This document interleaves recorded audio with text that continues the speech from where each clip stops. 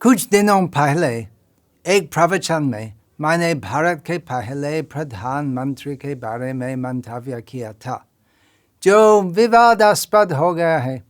वास्तव में मेरा भारत की राजनीति से कोई लेना देना नहीं है, न ही किसी विशेष पार्टी के पक्ष में या उसके विरुद्ध।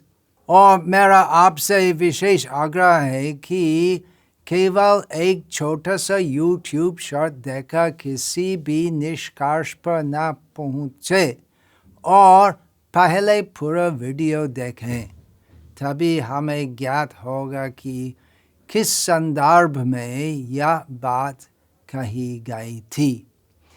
तो इस वीडियो में मैंने जो बात कही, हालांकि उससे मैंने एक विश्वसनीय सूत्र से सुना था, लेकिन ऐसा लगता है कि उन्होंने इससे बड़ा चढ़ाकर पेश किया था, और इसलिए मैं यह स्वीकार करता हूँ कि जो कुछ मैंने कहा उसका ठोस प्रमाण मेरे पास नहीं है। किंतु मैंने मेरे अपने गुरु कृष्ण कृपा मूर्ति श्रील प्रभुपाद से सुना है, एवं आप सबको भी यह विदित होगा कि भारत के पहले प्रधानमंत्री की अध्यात्म में अत्यधिक रुचि नहीं थी।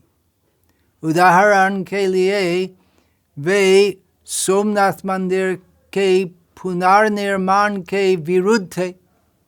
उन्होंने काशी विश्वनाथ मंदिर को ढकने के आदेश दिए ताकि सऊदी अरब के राजा, जो उस समय भारत यात्रा कर रहे थे, उनको कोई असुविधा न हो। इस तरह उनके कई कार्यकलाप यही संकेत देते हैं कि उनकी रुचि आध्यात्मिकता से अधिक भारत को एक आधुनिक राष्ट्र बनाने में थी। लेकिन इस प्रवचन के माध्यम से जिस वास्तविक तथ्य को मैं उजागर करना चाहता था, वह यह है कि स्वतंत्रता के बाद नवीन भारत के निर्माण हेतु लागू किए जाने वाले मुख्य विचारों में से एक यह था कि आधुनिक भारत के विकास से सबसे बड़ी बाधा है धर्म, और इसलिए आध्यात्मिकता से ज़्यादा आधुनिकता एवं प्रौद्योगिकी को अधिक महत्व दिया जाना चाहिए। परंतु हमें यह समझना पड़ेगा कि आध्यात्मिकता के बिना आधुनिक विकास का कोई महत्व नहीं है।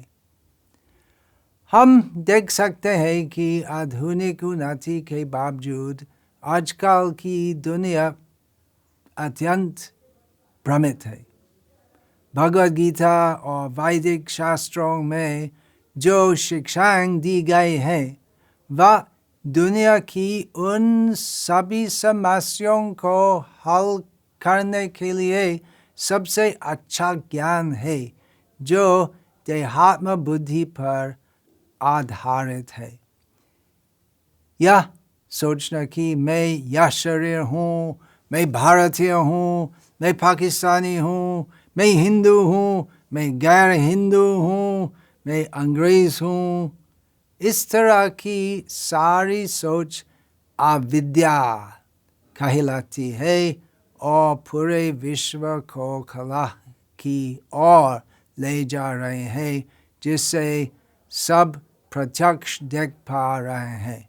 हालांकि यदि कोई हम पर आक्रमण करे तो हमें यथोचित जवाब देना चाहिए जरूर, परंतु हमें यह पूरा जीवन केवल यह मानकर नहीं बिता देना चाहिए कि मैं यह शरीर हूँ और मेरे जीवन का एकमात्र उद्देश्य इस शरीर को आनंद प्रदान करना है।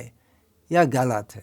तो मैं यही कहना चाहता हूँ कि भारत आध्यात्मिक ज्ञान से विश्व का नेतृत्व करे। यह एक तथ्य है कि भारत के पास सबसे विशाल आध्यात्मिक संस्कृति है जो वो पूरे विश्व को दे सकता है और देना भी चाहिए।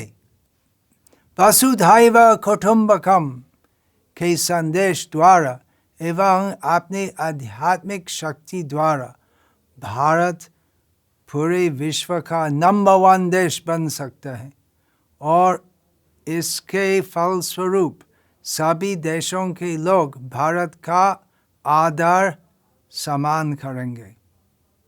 मेरा मतलब किसी राजनीतिक विवाद को जन्म देना नहीं था। कोई वर्ष पूर्व में इस देश में आया, मैंने 2 भारतीय भाषाएं सीखी, हिंदी और बांग्ला, और यह सब हुआ कृष्ण कृपा मूर्ति श्रील प्रभुपाद की कृपा से, जिन्होंने इस दुनिया को वास्तविक वैदिक संदेश दिया था।